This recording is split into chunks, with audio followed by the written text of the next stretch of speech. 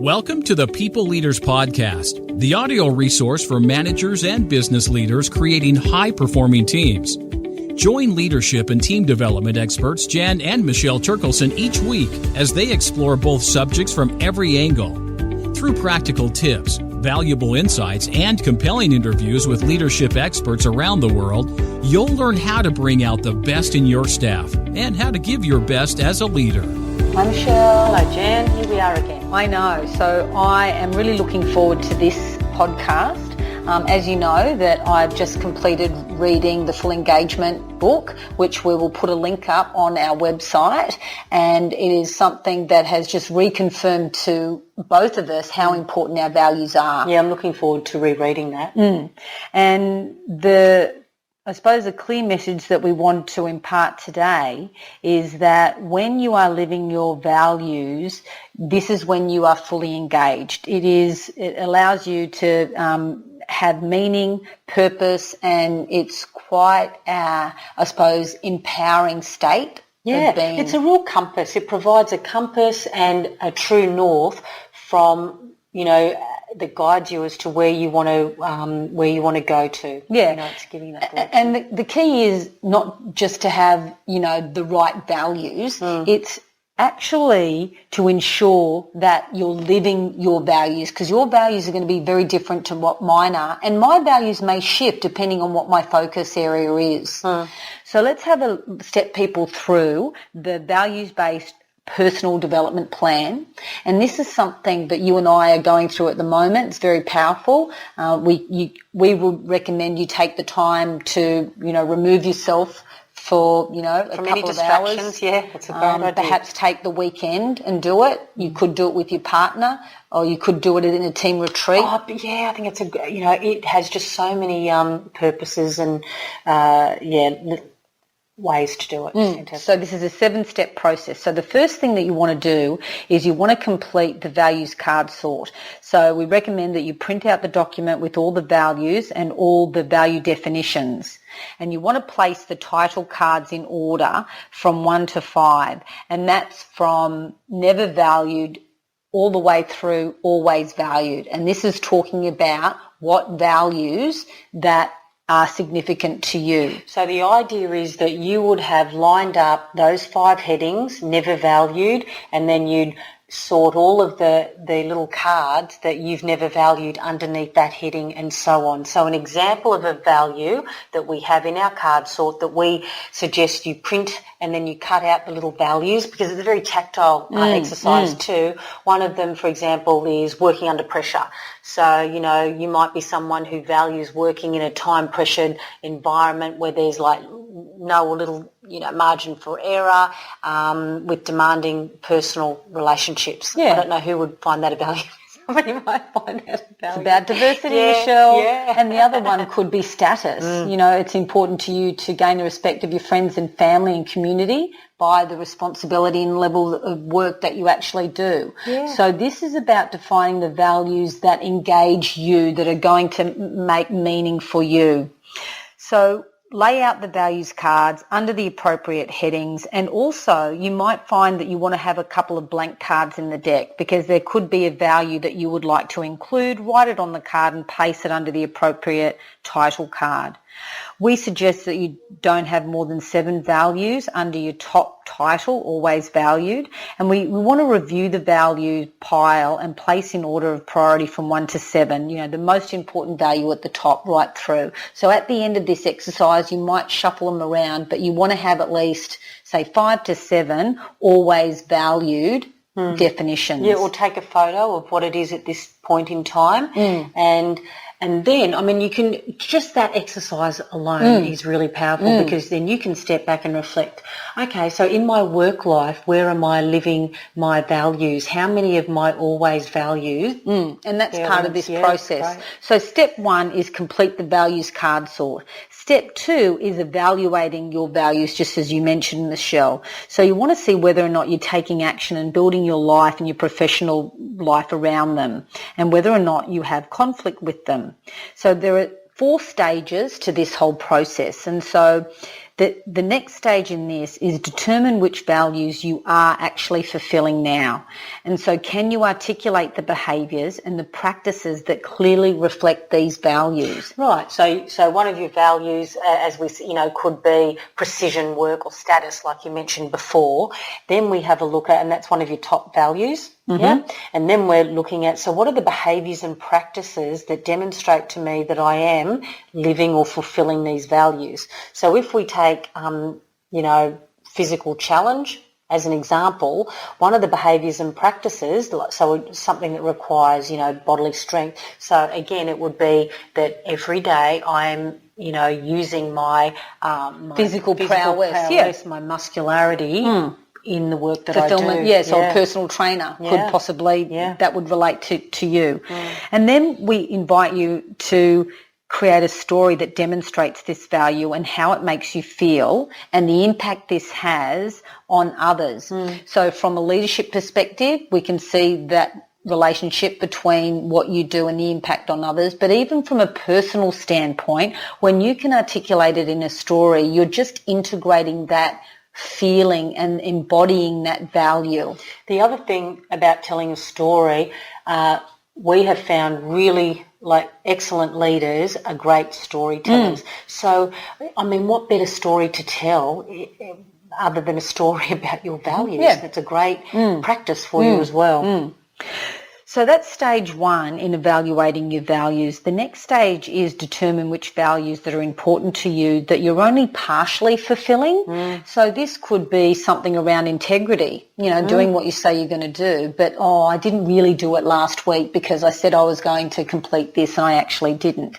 So you list those values and then next to those values you write, so what would be the benefit of fully engaging this value in my life? So it could be, I would get a sense of pride and achievement. People would be able to rely on me. I would be able to be a better people leader or a better parent. And then what we also invite you to do is what could you do that would be the most next logical step if you were to incorporate this value fully in your life at home and or work? Well, an example for me at the moment would be knowledge. That is absolutely one of my top 7 values. So engaging myself in the pursuit of knowledge and truth and understanding is really important to me. So what would be the benefit of fully engaging? So fully engaging would be reading consistently, absolutely every day, 20 pages. That I know is a goal that I have and it's a value that I'm not fully fulfilling at the moment. Great. Yeah. And so what would be the next most logical step? Well, is to get the books that I really love that I have in my office and bring them inside and put them next to my bed. Right, set up your physical environment. That's it, yeah. Good. All right, so let's have a look at stage 3 in evaluating your values. And this is determine which values that are important to you that you are just not fulfilling. And this is really important because you want to face the truth. Be as truthful as you can and ask yourself, so what has stopped me from making this value a priority in my life? And we asked our nephew that and he said, I'm just lazy. that was his, And then the next question on that is, where do I see this value reflected in others? And so as far as knowledge and being able to, develop yourself, we see it in some of the colleagues that we work with and, I do see it in you, but perhaps you see it in a different way. So the more examples that you can solicit and start to have a focus on these practices, then you're starting to see connections and ways in which you can introduce that into your life. I love that, looking at where it's reflected in others. So who else is doing this thing that I really want to do? What can I learn from them? Yeah. Great. So instead of having physical books, they have books on their e-books, on their phone. So whenever they travel. Audio books, yeah. Okay, so that's stage 3 of this evaluating your values. And then the next stage of this and the final stage in evaluating your values is determine which values that you are just violating, that you are not fulfilling at all or you are going in opposition to. So, for example, it could be an important value for you, could be friendships, and that's developing close personal relationships with people because of the work activity, and perhaps you aren't doing that at all. You are being more withdrawn. Yeah, that's right, because it's head down, I'm focusing, it's a really busy period, and you know what? Those busy periods are just going to keep on rolling through. Yeah, and so then we invite you, so what is the impact on me and in others? I'm feeling isolated, I'm not collaborating enough, other people perhaps are feeling the same way that I'm not sharing information with them, and that could impact the quality of work and the timeliness of, producing the things that we need to.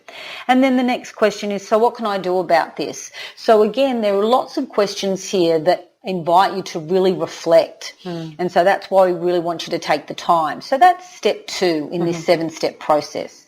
Step 3 is clarifying your purpose and what is important. And so what we invite you to do is answer the following questions. So what are the 3 most important life lessons that you have learnt so far in your life?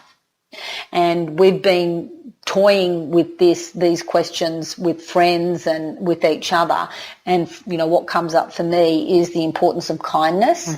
You get what you think about. That was another life lesson for me. And the other one is the importance of feeling good. Like having fun for me is really important. Another friend said what was important for her is to not judge, be totally accepting of others and diversity. That was a really important life lesson for her. How about you, Michelle? Yeah, I was just thinking about this the other day. Service to self and others was an important lesson that's becoming more important to me the older I get, actually. So let's have a look at step 4, and that is like the impact that you want to have on others. So it's important not only to understand yourself and what motivates you, it's also important for you to understand the impact that you are having on others, because we are relational beings, and what we do is always going to have an impact on somebody else, whether we intend it or not. And so, let's start by clarifying for yourself, what is that vision? What is the sort of question? What is the question that leads you to think about, what do I want to be known for? And in Stephen Covey's book, 7 Habits of Highly Effective People, there is that scene where you pretend that you're at your funeral, people looking over the casket. What are they saying about you? What do you want to be known for? The thing is, you don't have to die before, That's you right. can work That's it right. out. So, for example, as a leader, you want to be known as a leader who listens intently and acts perhaps strategically, or you want to be known for someone who always adds value, who is very collaborative, who I suppose produces high quality work. So whatever that thing is for you, or it could be something quite personal. Yeah, or and it's okay, it could be something around the competency. I want to be known as a leader who is competent and is willing to share that knowledge with Beautiful. others. Because then you know when you're on track and when you're off track, So step 5 in this process is then start to create a vision statement for yourself. And this is a vision statement that reflects your activities that you do, that reflect your deepest values, and you want to make it practical and you want to make it inspiring. And we will give you an example of I'll give you an example of my vision statement in this, because I did it in 1991 and is still valid for me today. And every couple of times, just a couple of times a year, I'll just get it out and review it. So it has longevity, and obviously it's still inspiring because I still have it and I haven't changed it. So that's step 5. Step 6 now is, what are the life-enriching, energy-enhancing practices that you can do? You want to state them in the positive, and the key question is, what can I be doing to enhance my energy levels and to renew myself? So what am I doing to fill up my cup, to fill up my body, my spirit, my being, so that I can do more and give more? And pick one thing that you could be doing differently that would mean the most to you if you were to really embody this in your life.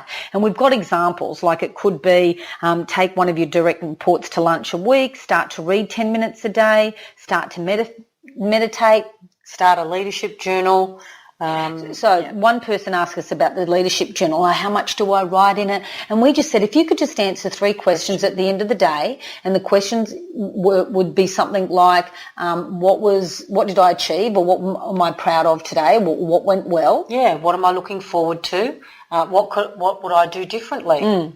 And I always like that question. What am I grateful for? Yeah. So focus on a positive. Yeah. What could you be doing differently, and what is you're grateful for now? Yeah. Yep. All right. And now this last step in this process is very important, and this is holding yourself to account, because if you want to create lasting change, you have to have those daily practices that support that change, and we need to set up in our physical environment stickiness. What is going to make these activities or practices stick? And so we want to make sure that they stick for you. So you've got to measure your progress, all right? So physically, we have a chart for you where you want to see when you're on track and when you're on track. Make it visible, make it real, and make it, front and center.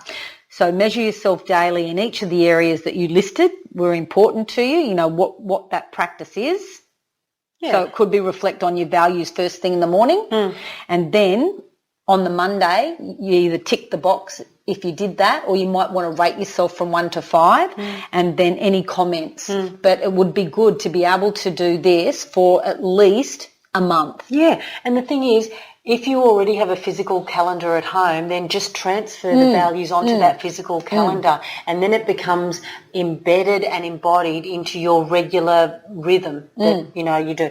And, the whole key to setting up daily practices is be consistent, have a plan, measure yourself, and then over time you'll start to recognise, these are the benefits. Actually I'm feeling really good about that. And then before you know it, it's just part of who embodied, you are. exactly, yeah. Like nothing goes to waste. Whatever you put in, you're going to get out, and sometimes you get out tenfold, don't you?